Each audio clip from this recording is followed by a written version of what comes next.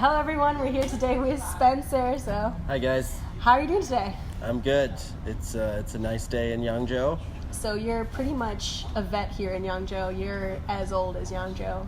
Yeah, I'm 2,000 years old. 2,000. Yeah, I got here about 7 years ago, kind of on and off. But this last time I've been here, it's been about, I'd say, 6 months or so now. So you left and then you came back. Right, yeah, I was here for several years, and then I went back home, as you do, for a while. Stayed a little too long, and then decided to come back. I know that feeling, actually, staying Yeah. a little bit too long. Yeah. But what actually ended up making you decide to come back to Yangzhou again? Oh, it's just, I think the community, a lot of my friends that I've made over the years are still here, and I really like it's similar to the climate where I live back home, so it's just comfortable, I think. So what would you say, since you've been here for such a long time, how would you think things have changed for foreigners? In Yangzhou? Yeah, sure, in Yangzhou. Yeah, well, when I first came, like I said, several years ago, it was probably a tier 3 city, I want to say, and I think it just got upgraded to tier 2, so Yeah, I heard about there's that. a lot of, just a lot more stuff to do. It's a lot more developed, and more foreigners as well. Yeah, there's definitely a huge foreigner community here. Mm-hmm. I mean, anyways though, but how do you think about the nightlife around Yangzhou? Like, it has gotten a lot better, right? Yeah, I mean, there's tons of things to do at night here, tons of places to go. There's a few different, what I would say are districts, where there's a few kind of night spots that are all together. So, there's a little bit of, for everybody. There's kind of rock and roll type places, some more club style stuff. There's all kinds of stuff now. Do you like the rock and roll vibe? Have you gone to like Live House? Yeah, I've been to there's a few live music venues here now. There's Django, and there's Live House, and there's some Western ones and Chinese ones. There's a lot of like I said, there's something for everybody. Yeah, and some of them even have banging food. I really like Hutali. Yeah, I actually haven't been to that one yet, but I've heard a lot of good things about it recently from everybody. It's really loud, but sometimes they have some great music and the food's really good. Okay. And strong drinks. I'll have to try it. And Yangzhou's a small city, but there's always something new. I do kind of find myself stumbling across new things all the time. Mm-hmm. Even just on my street, they kind of will take things out and just put new things in because they want new things. Yeah, that's true. The turnover can be, quite rapid. Or they change places or disappear completely. It doesn't. There's. I do feel like there are a couple, like, almost institutions. It's like, wow, you've really managed to stay around for a long time. Yeah, for sure. I mean, well, there's a bunch of stuff near the downtown area that's been here forever, and there's kind of a new districts popping up. It's not a district, but it's just like a small area, maybe a couple blocks. So what about some of the things that you just do in your personal life to make your own life better? Some of your hobbies or some of the things that you do? Well, I like to anything outside is great. I like to skateboard or play football. There's a big football community here. I haven't played in a while, but there's always people playing basketball or just stuff outdoors is really fun. And there's a lot of sports parks as well, if you want to play inside, but that costs money, so whatever you like. Oh, did you know that they just put up some skateboard ramps in Changji and Guangchang? Yeah, they're trying. Yeah, I'll say there's they're like trying. there's like a little grandma and everything. Yeah, it's not bad. I went there once the other day. It was a little too hot, but it was fun. And you have your own podcast, right? Yeah, I started a podcast like a couple years ago now, and it's we interview different foreigners, so try to do a different country for each episode. So we're making our way across the map. So now you've actually left and come back, so you actually have some experience living in different places, right? Different neighborhoods or just different apartments? Yeah, I've lived all over Yangzhou. I've been here 7 years, and I've lived in probably like 8 or 9 places. Oh my God. Just because I like changing it up. I lived in a old folks area for a while where everything's on the first floor, and it's a really like homey vibe. And I've lived 6th floor walk-ups. I've lived in nice places with like a doorman, and like I like to just switch it up and try new things. So what's your favorite apartment to date? Probably the one I'm currently in. A little biased, but yeah, it's really nice. The living conditions here are really good, and really affordable. Like you can live you can live in a really nice place for not that much. Yeah, I feel like a lot of the fees aren't too high.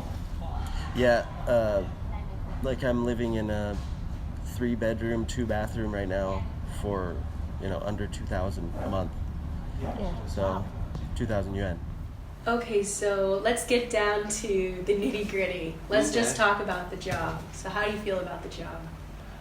It's a good one.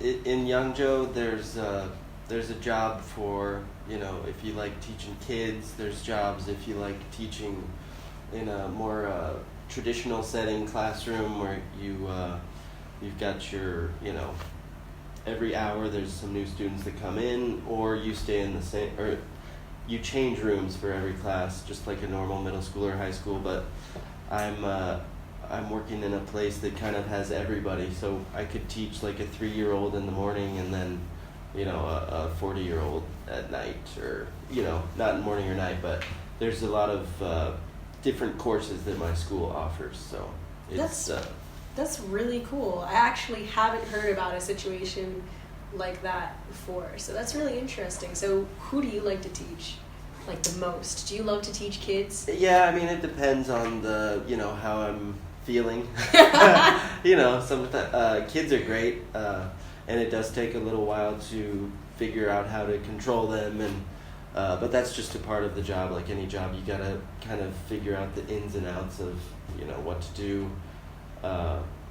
But I like teach. My school, we teach kids that are going to travel abroad. So a lot of them, their English is already really good. So they come in, and it's more of just a practice, oral English practice. So we have the freedom to make our own lesson plans and kind of talk about things that we enjoy. As long as we keep the students engaged, that's all that is required, basically. That's actually a really cool job. Like I said, I haven't heard about a job that's in that style before. There's a lot of variety and a lot of different types of people you can interact with, even throughout one single day. How did you find that job? It's I went through ProoFirm. Like I said, I went back home, and ProoFirm really helped me with kind of every facet of coming to China, because it can be kind of difficult if you're trying to do everything by yourself, and time consuming. So they really helped me kind of consolidate everything as far as just getting here, the logistical side of it. So like the traveling part, your airplane, or where you're flying into, how are you gonna get here once you're in the country, kind of negotiating with the school. So it's kind of they're really accommodating, and they really know, they're really professional, I'd say. They kind of make it a easy, kind of comfortable process compared to doing it by yourself, which can be hell. I actually do know that, though. Yeah, I had a really hard time getting over here the first time. Right, it can be. You got to jump through a lot of hoops, and ProoFirm, they jump through the hoops for you. So then, when you negotiate, like, what's you don't have to tell me your exact salary, but what's around your range? Yeah, well, in Yangzhou, like I said, the cost of living is great. It's really low, and if you're a qualified teacher, you're looking at about 10 to 20,000 yuan, depending on your, how much experience you have, your qualifications that you have. So and of course how much you work. So some people, they like to do part-time stuff, and obviously you do part-time work, your salary is gonna be lower. So, but yeah, 10 to 20 range is pretty normal for and if you're in the 20 range in a city like Yangzhou, that's like, that's an amazing salary here. Yeah, you can live like a king pretty much. Right. Yeah. So what do you like to do for fun, like when you have a day where you splurge?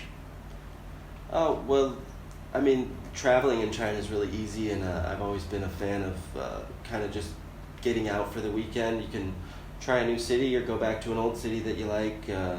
Shanghai is right down the road from here, so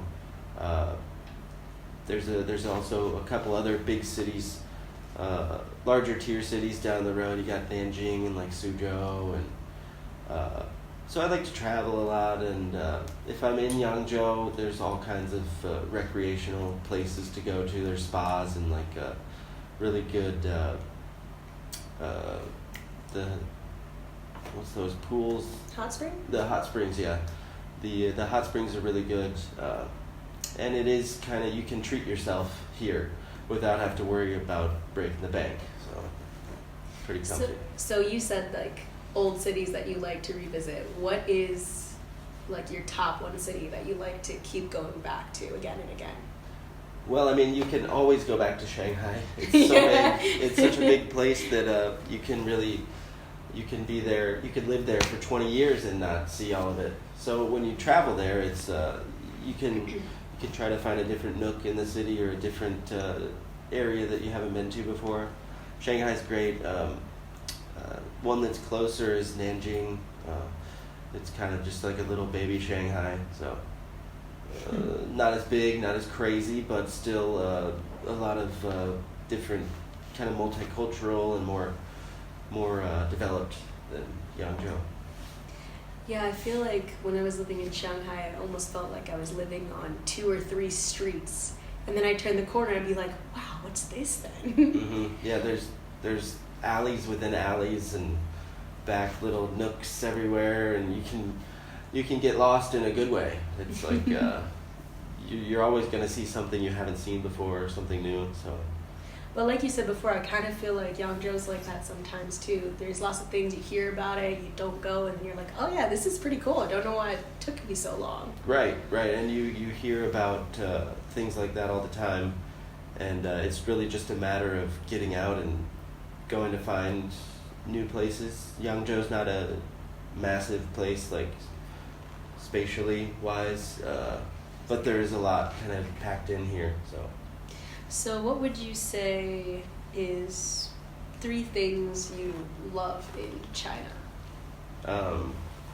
Well, I'd say the culture's obviously a big thing.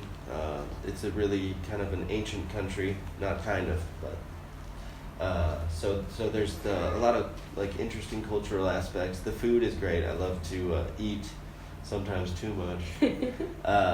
But there's all kinds of food.